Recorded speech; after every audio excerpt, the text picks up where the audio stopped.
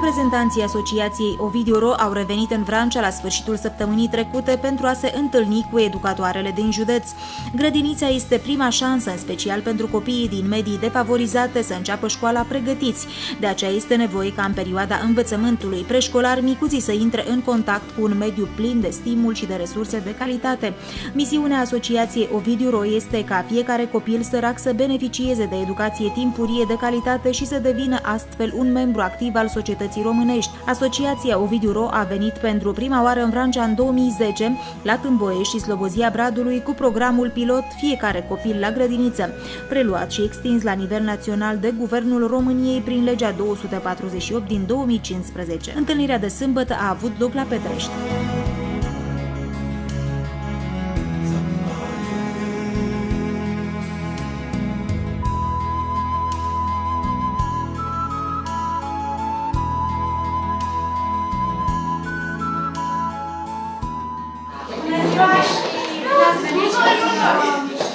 Din partea noastră a Asociației OvidiuRO.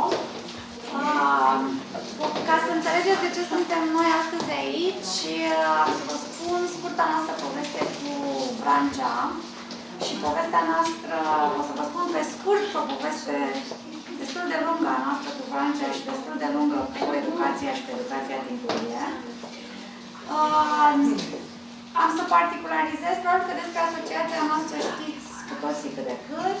Ce ne mână pe noi în luptă este accesul la educație timpurie de calitate pentru copiii din familii defavorizate.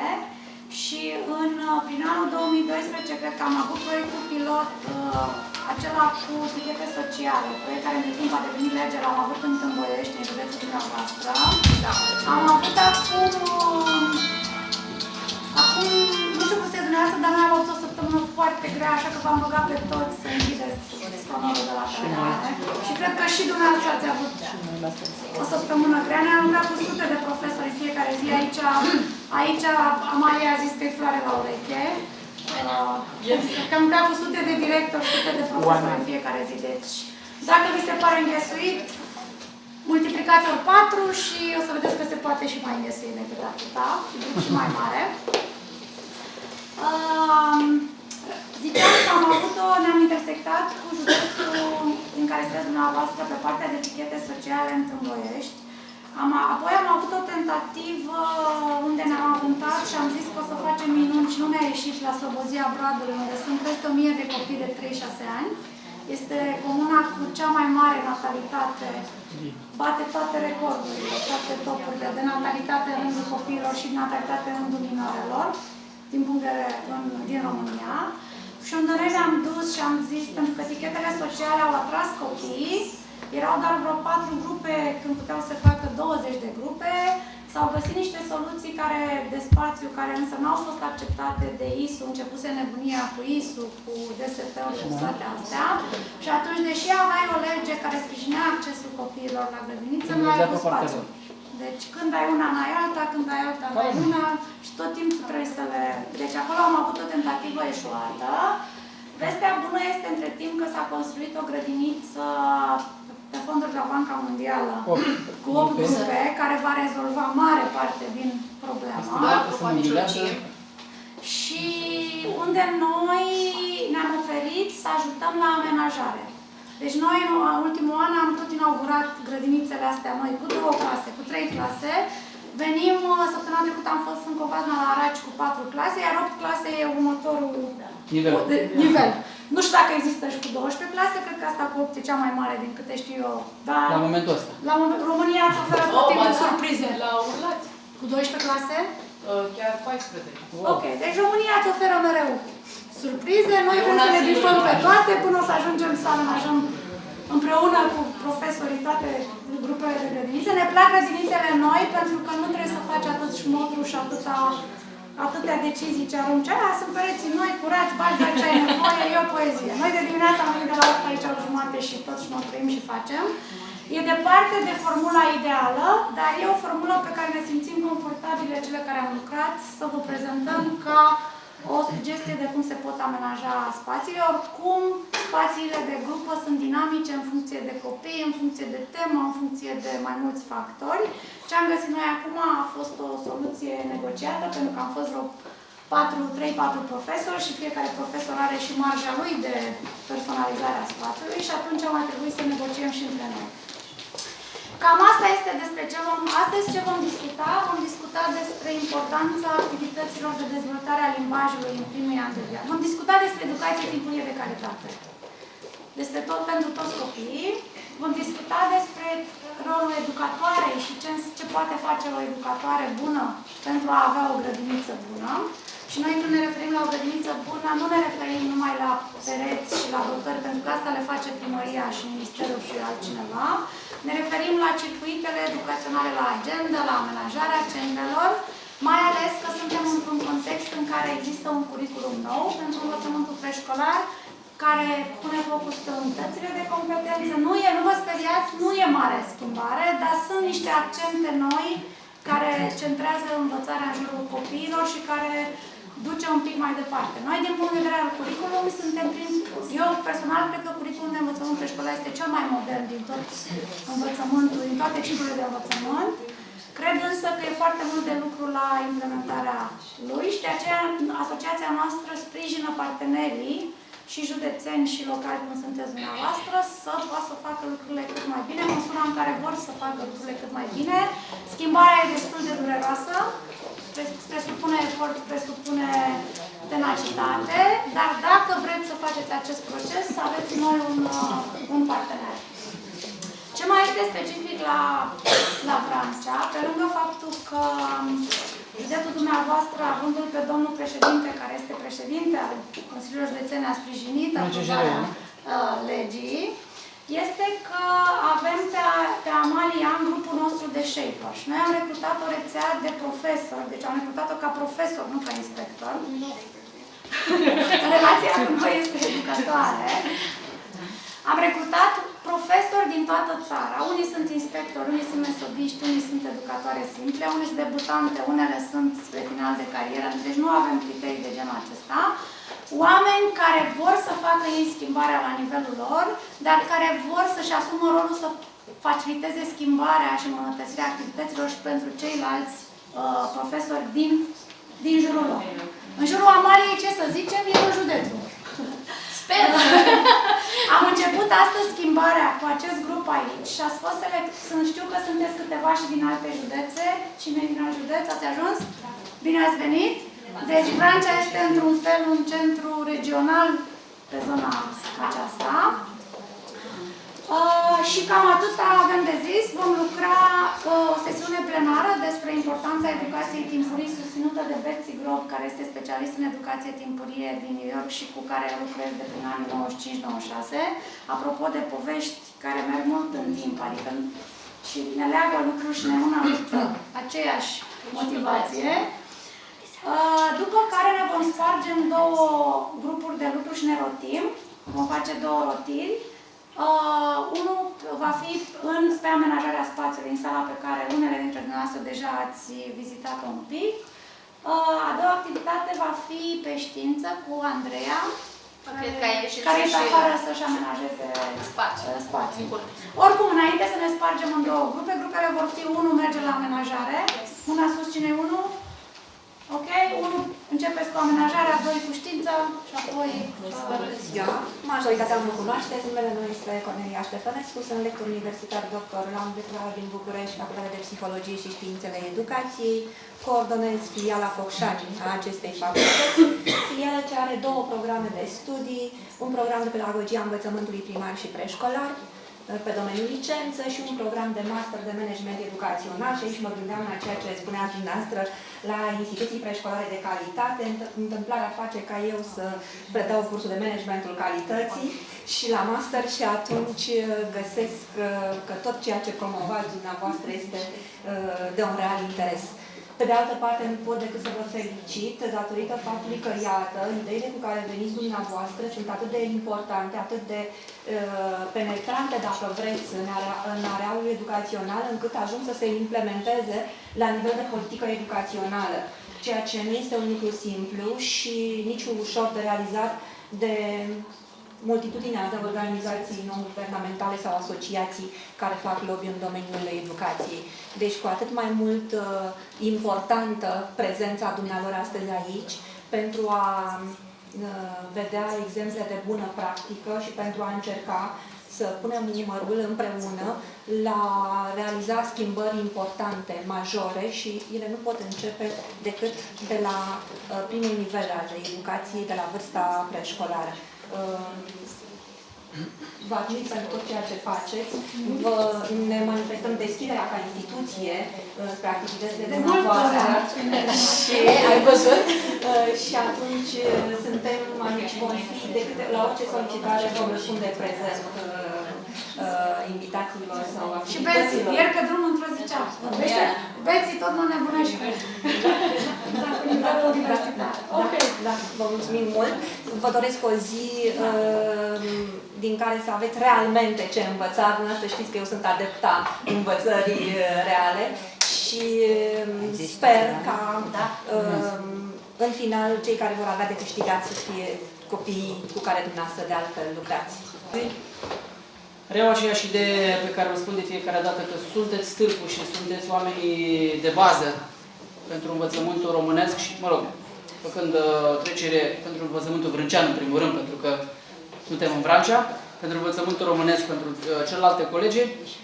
Și, așa cum foarte bine știți, am cerut tot timpul lucruri normale. Am cerut tot timpul să ne facem datoria cea care pleacă de aici din suflet, pentru că dumneavoastră lucrați cu sufletele acestor copii minunați. O să vreți un pic mai încep pentru traducere, nu? Ok? Nu e un pic mai rar, am înțeles. Dacă nu e ok. Da. Repet, rolul dumneavoastră este foarte important.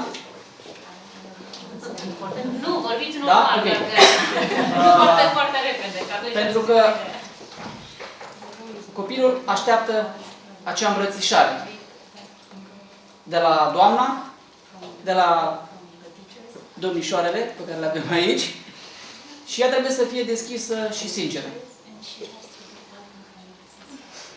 Mulțumesc tare frumos pentru tot ceea ce faceți.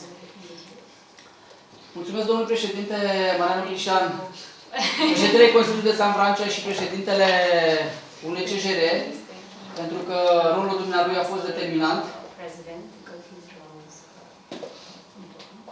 Și tot din dumnealui citez, lucrurile bune se fac în timp. Da?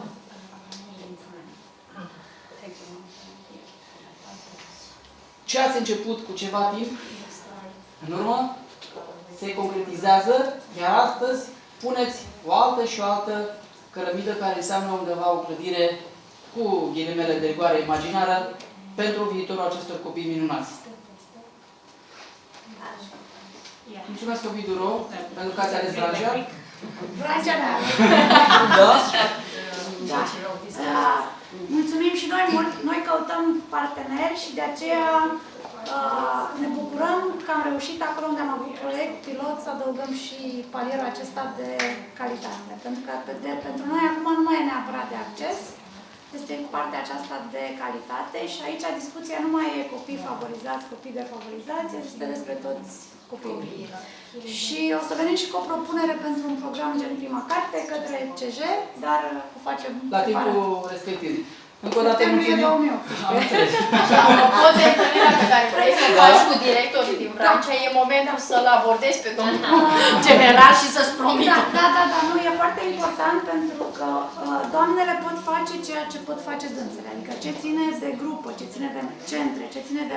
Sunt anumite chestii pe care le pot face doar doamnele educatoare, dar sunt multe chestii pe care le-ar putea face domnii directori, dacă ar înțelege importanța educației timpurii. Noi am pilotat marți în Baia Mare o întâlnire cu toți directorii care au grădinițe în structuri. În special la mediul rural e o problemă, pentru că directorii se concentrează pe gimnazii de capacitate, așa.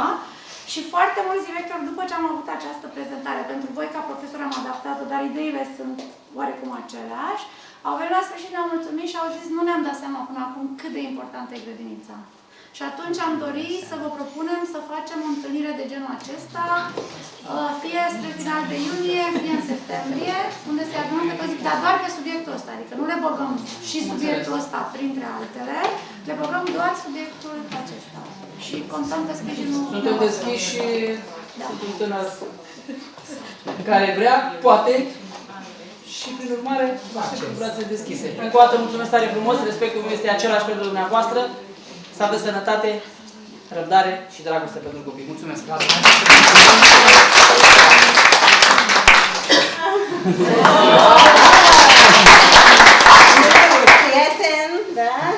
Yes. I'm so happy to be here. Mă bucur să fiu astăzi aici. And I want to thank the INTALNIRE team, of course.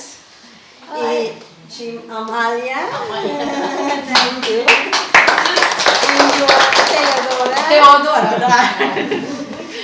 And Juana, where is she? Juana. And your partner, Lorena. Yeah. Oh, hi. Oana, vino și tu. Yeah, come on. Da, Oana, vină aici. Come. Treci că e Uite, mai e o scaună. Nu că nu o să vezi la... We spent the morning in their class Am petrecut dimineața aceasta în sala lor de grupă. taking everything out, Am scos foarte multe lucruri afară și am pus totul în everything, looking at it. Do you need this? No. Boom. Do you need this? No. Boom. Is it broken? Yes. Boom. Deci îți trebuie? Nu. Îți trebuie? Nu. E stricat? Da? Afară. Deci n-am ținut decât ce e necesar și ce e în stare bună de funcționare. And they were so flexible and gracious. I just have to say, you were wonderful. Thank you. Și au fost minunate pentru că nu oricine poate să facă lucrul ăsta, această schimbare. So you'll all see their room soon. Și veți vedea cu toate sala de grupă și vom discuta despre principiile care au stat la baza amenajării acestei sale. I was a kindergarten teacher for many years. Și eu am fost educatoare pentru mulți ani.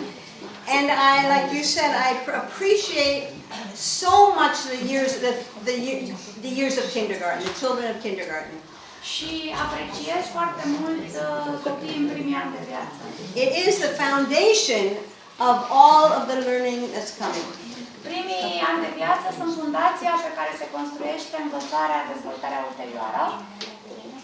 I have a question to ask. How many of you are kindergarten teachers? Câte dintre voi sunteți educatoare? I thought they were Methodistas. What does that mean? Sunt also kindergarten teacher. Metodista are also kindergarten teacher. Okay, it's not standard. No. Are rolul de a asista o colegă debutantă la activitate. Okay. Așa cum dumneavoastră ne-ați îndrumat pe noi să facem schimbarea, metodista îndrumă spre schimbare candidata. Yeah, it's like a master teacher who is mentoring other teachers. Fantastic. And 3 students in the back are so glad you're here. Și ne bucurăm că avem și 3 studente la Pedagogia învățământului. 3 persoane care vor deveni educatoare. So today we're talking about teaching kindergarten. Astăzi vom discuta despre ce înseamnă să predai în grădiniță.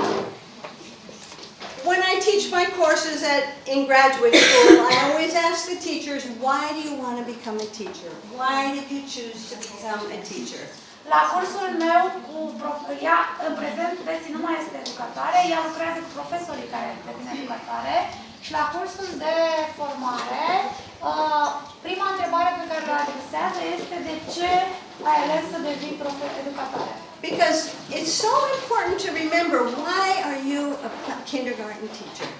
Pentru că fie că ești la început, fie deja ai luat această decizie, este foarte important să reflectezi din când în când asupra crezului tău profesional, asupra acestei întrebări. De ce alegi să rămâi educatoare? De ce ai ales această meserie? And I know everyone's going to say, because I love children, right? Știu că probabil cele mai multe dintre voi veți zice pentru că iubesc copiii. But everybody loves children. Dar Everybody toate loves cele children. 7 miliarde de oameni iubesc copii. Right?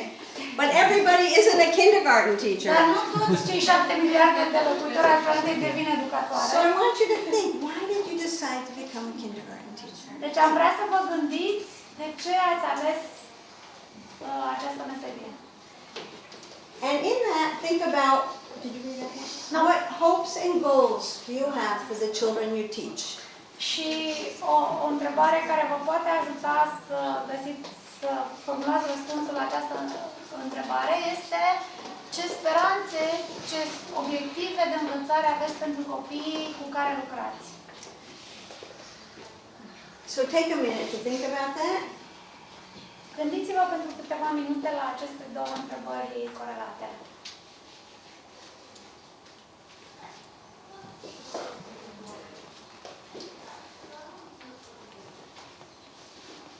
Now, if you were kindergarten children, I would say, when you have your idea, put your finger on your nose. Dacă ați fi copii de grădiniță, vă zice că atunci când aveți deja răspunsul, să puneți degetul pe nas. And as a teacher, I'd look around, and when everybody had their idea, I'd say, now, talk and share with your neighbor. Și m-aș uita când cei mai mulți dintre copii au deja degetul pe nas și aș zice acum alegeți-vă un coleg de lângă voi, colegă de lângă voi și discutați între voi răspunsurile.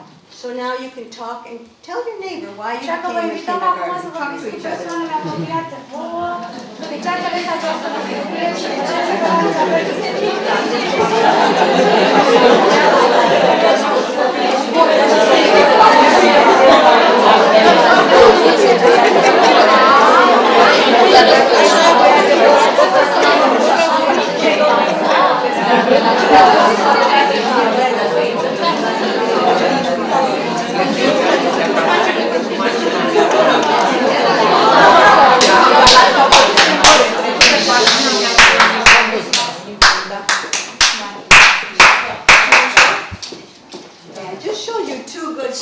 Two helpful strategies for your kindergarten class. The first one, when you ask a question, somebody goes like this, and everyone else is like this, right? Prima strategie se referea la cum managerii, cum gestionezi răspunsurile, pentru că nici nu termin de pus o întrebare și cineva ori aruncă răspunsul, ori ridică mâna. It's always the same person, right? So you need to give everybody time to think. Și e bine să dai timp tuturor copiilor să gândească. By talking with the neighbor, everybody gets a chance to talk. Dacă folosiți această strategie de lucru în perechi, toată lumea are oportunitatea să vorbească. And when you feel the time is done, and the children learn to respond, and they know, okay, now we're back to focus.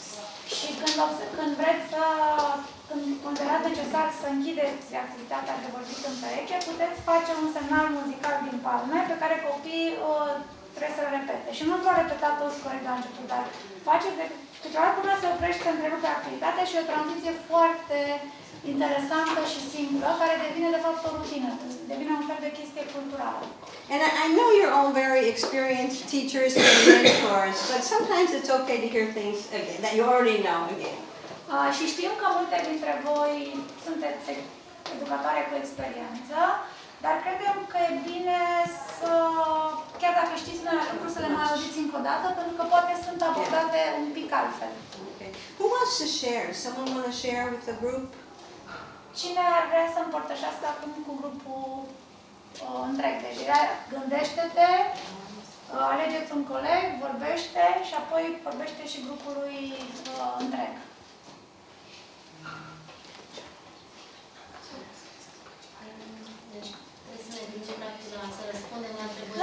La întrebarea aceea, dar să o spui tuturor, că nu să nu spui doar persoanei cu care ai vorbit în pereche, să spui tuturor. Pot să încerc măcar. May I try? Yes! Chiar te rugăm! În primul rând mi-am ales această meserie pentru că mi se par cele mai sincere persoane din copii. copii. Da. I chose this profession because the young kids are the most sincere creatures. It's true. It's true. Sometimes they say things you don't want to hear. Uneori spun chiar lucruri pe care nu vrei să le auzi. Right? It's true. They're very honest.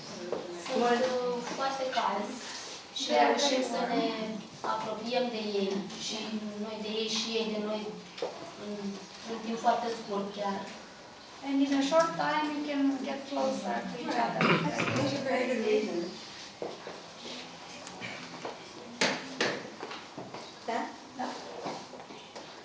Altcineva? Anybody else want to share? There's no right and wrong answer. Acestea sunt răspunsuri în care fiecare răspuns e valabil pentru că este o alegere individuală. Personal. Eu mi-am ales profesia de educator datorită faptului că în satul meu, când am început școala, abia s-a înființat grădinița. Și am suferit enorm că cei 4 frați care erau după mine mergeau la grădiniță, iar eu trebuia să muncesc la școală. Mi se părea că e nedrept. Și atunci am zis, voi fi educatoare, voi fi mereu la grădiniță și o să fac pe copiii cu care voi lucra să se simtă atât de bine cât mi-aș fi dorit eu să fiu în grădiniță. Mă străduiesc zi de zi, deși sunt în al 40-lea an de activitate, atât cât pot să ofer șanse copiilor, indiferent de problema sa, că-i familie, că-i, știu eu, cerință educațională specială. În unitatea noastră copiii sunt primiți cu mult drag de echipa noastră. In my childhood, there was no kindergarten, and by the time I went to school, they opened up a kindergarten in my village. So all my brothers, younger brothers, got to go to kindergarten. So I kind of suffered, and I decided when I grew up to become a teacher and to offer to all the kids in my village the possibility to have access to early education. That's really interesting. Okay. I'm glad you thought about it. It's something you should always be thinking about. Why am I here? Why am I in my classroom? What do I want for the kids I teach? Vă mulțumim că v-ați gândit la această întrebare și spunem încă o dată că este foarte important să vă adresați această întrebare din când în când. De ce sunt eu aici în fața copiilor? Ce mă mână pe mine în luptă? Ce speranțe am eu? Ce obiective am eu? Cu ce pot contribui eu? You can just translate. This is a quote from an American educator. She was also my professor when I went to school, but she wrote many books. O specialistă de educație din Statele Unite care a fost și profesoara lui Betsy în tinerețe, a scris acest lucru, acest citat, o să încerc să-l traduc pe pozitiv. Profesorul de învățământ preșcolar, zicem educatoare, deși eu sunt printre cei care lupt pentru profesionalizare și în acest sens aveți o proclamație chiar la intrare în clasă, pe care vă invit să o citiți și în măsura în care rezonați cu ea să o și semnați. Eu cred că profesia de educatoare are mult spațiu de profesionalizare și ar trebui să fie mult mai vizibilă. Și proclamația face parte din ce facem noi ca organizație să creștem această vizibilitate. Ideea este că cel mai important profesor din tot sistemul de învățământ este profesorul pentru educatoarea. Right? Correct? Yes. Yeah. So pat yourselves on the back. Your job. Dacă alții încă nu vă recunosc rolul, puteți să vă mândriți singure, să vă apreciați singure. Most people, when you're a kindergarten teacher, think, oh, the children are so cute, your job is so easy, you're so lucky. But we know that they're much more than cute. They're smart, they're curious, they're interested, and our job is so hard because we're working so hard to make them blossom.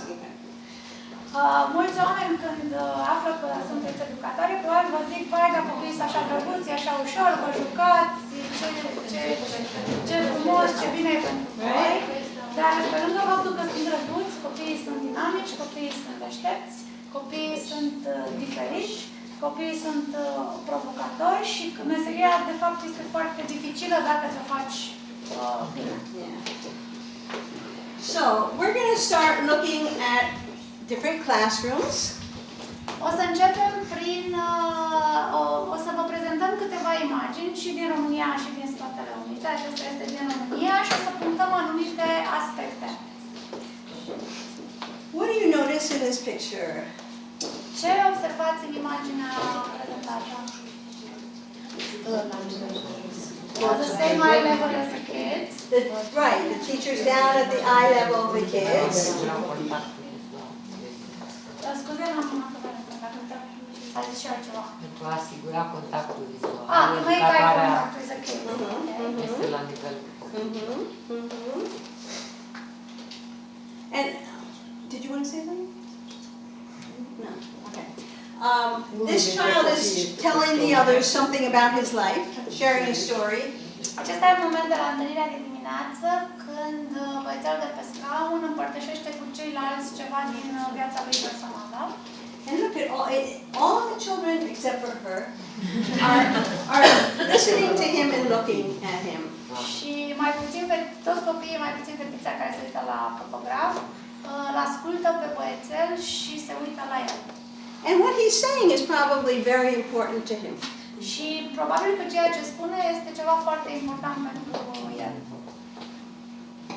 Let's go on to the next one. Let's think about what the 3 to 5-year-old child is like.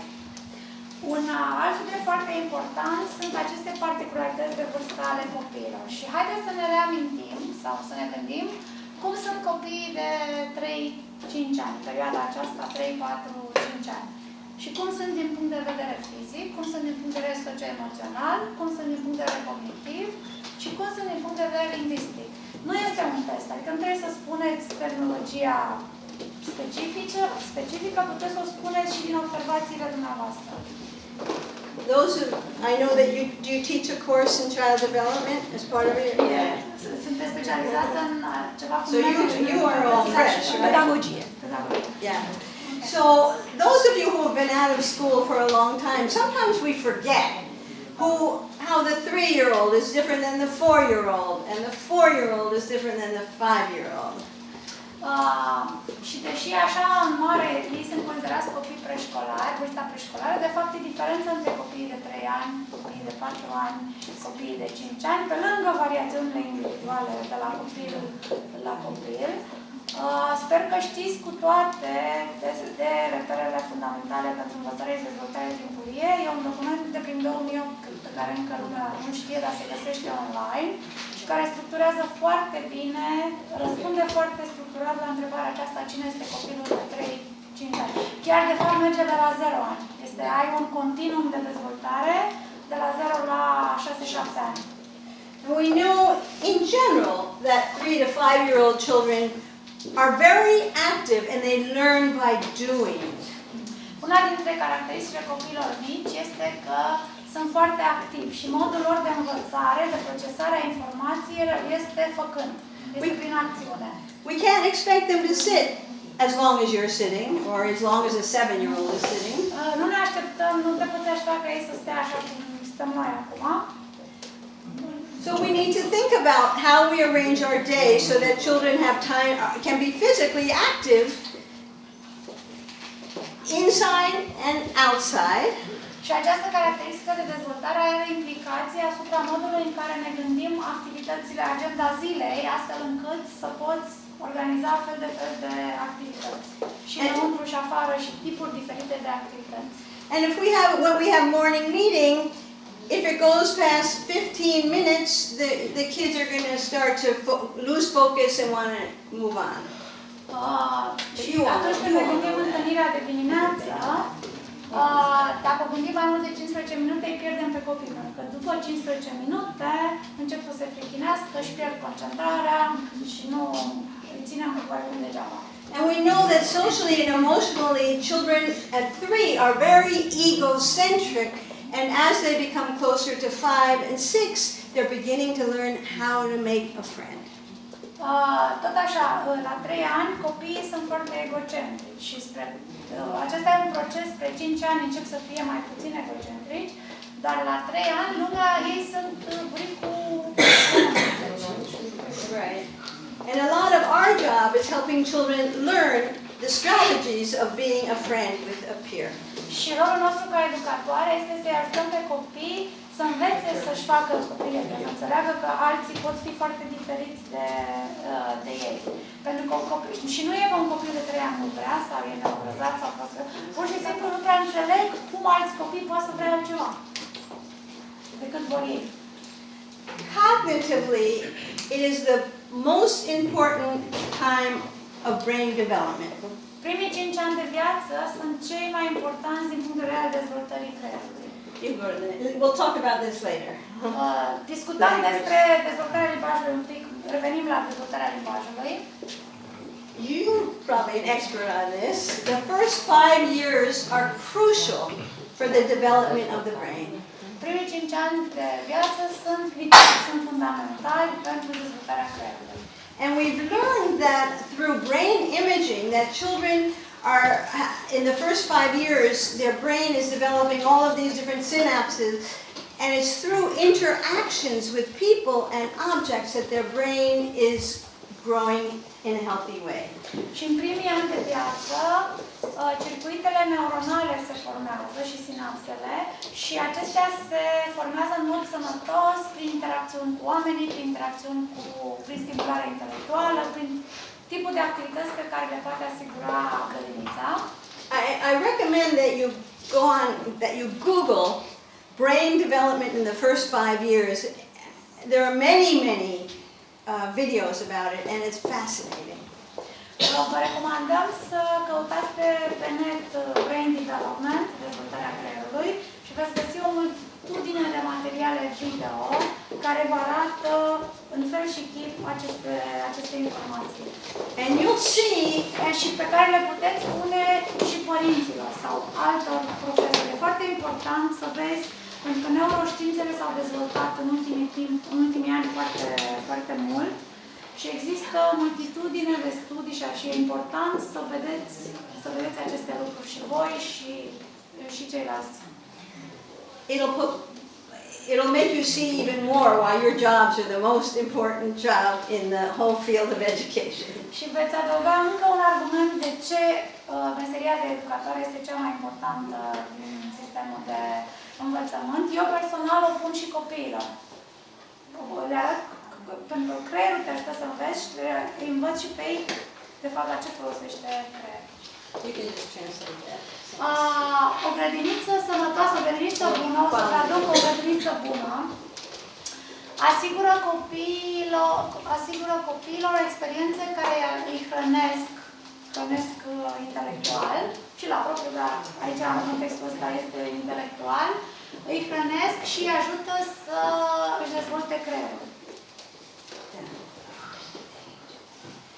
It's important that your classroom is one where children feel welcome. Every child feels welcome, no exclusions. Sunt câteva mesaje pe care o clasă dintr-o grădiniță bună e important să le transmită, care se reflectă la ceea ce simte fiecare copil. Și e important ca fiecare copil din grupa voastră să se simtă binevenit. And when I say safe, I mean physically, but also emotionally safe. That you trust them, and you are going to make sure that they're going to learn and flourish. La fel de important este ca fiecare copil să se simte în siguranță și în siguranță emoțională, în sensul că se simte liber să spună ce gândește și în siguranță fizică, mobilier, covor, prize, toate celelalte elemente. If they feel welcome and safe, they're able to take risks and make mistakes, and that's how their brain is developing. Și dacă se simt bineveniți și în siguranță, se vor deschide către învățare și se vor simți liberi să asume riscuri și să facă greșeli. And of course, you want them to be happy to be there, so they come back the next day. Și de asemenea ne dorim ca fiecare copil să fie fericit, pentru că ne cresc șansele ca să revină la grădinița a doua zi. Nu cred că cineva, dacă în loc se simte nefericit, se mai duce acolo. We're going to look at a short clip of a video from a school in the United States. Am selectat câteva minute dintr-un material video, o filmare din Statele Unite. And it's something that's called, she uses something, it's a learner-centered classroom. Este o filmare dintr-o clasă centrată pe învățare, centrată pe copil, care este și un ideal de-al nostru, al sistemului românesc educațional. Toți vorbim despre învățarea centrată pe copil. So, anyhow, watch it. And I let the kids guide the curriculum. The children guide the curriculum. I think that it's more important for the children to determine what the curriculum is so that they stay engaged. If they're not engaged, then I spend my day managing behavior versus letting them be able to discover and explore and construct their own knowledge of something. We spend a lot of time learning what patience is and waiting, because life is full of waiting. And so I draw their stick with their name on it, and then I ask them to tell me where they're going to play. Sean, where would you like to play? Where would you like to play? With these? Okay. She's asking the children where do they want to work or play that day. That is them saying, I'm going to go play in the dough. So they know they're going to go to the sensory table and play in the dough, that like they've claimed that spot. They're going there, they've claimed their play.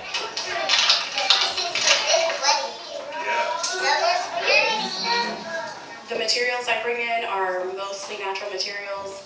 They're open-ended, and the fact that they're not task-oriented, because I want them to be able to explore those materials and use them for as long as possible, instead of just having a specific task set to it, like a puzzle.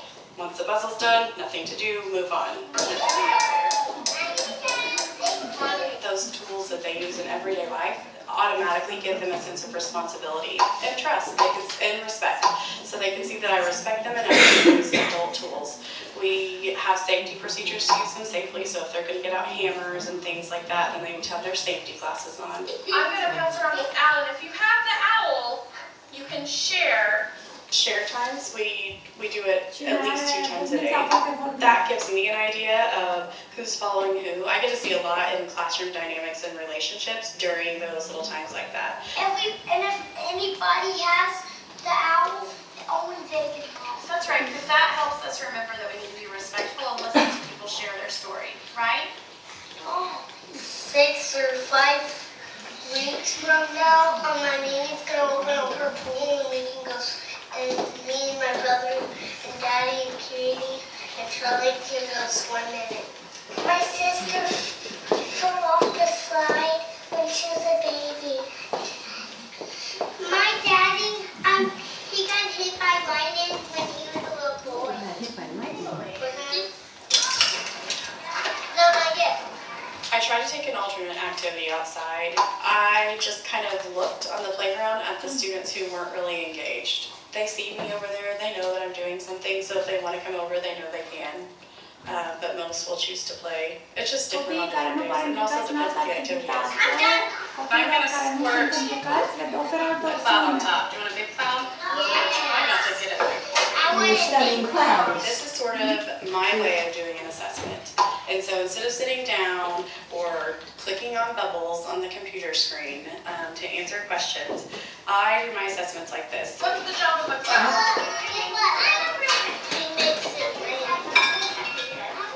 I was kind of looking for oral language, what they could tell me, what words they were using. We had just started talking about clouds, so this was all very new, so I wanted to see if they were using any weather vocabulary that we had talked about. Because what? Because God wants it to rain so the flowers can grow. Okay. All right, so here's what we're going to do. I wanted to see if they were gathering any information and using those context clues to kind of make a different analysis of what happened with a cloud and water. How many drops do you think you'll put in before it rains? 5? The level of learning is so much deeper if they construct their knowledge with that. It's time to start cleaning up our centers. We hope that the things we're doing build their self-confidence and get them those social emotional skills that they need to go on and collaborate and work together in kindergarten. Thank you.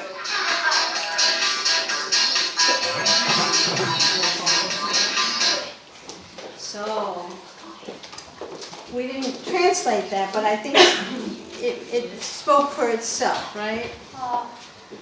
Sperăm că activitățile de v-ați regăsit oarecum sau chiar și așa fără traducere, activitățile au avut sens și au ajutat să vizualizați un pic această grădiniță bună. One of the things she said is that the level of learning is so much deeper when children construct their own knowledge.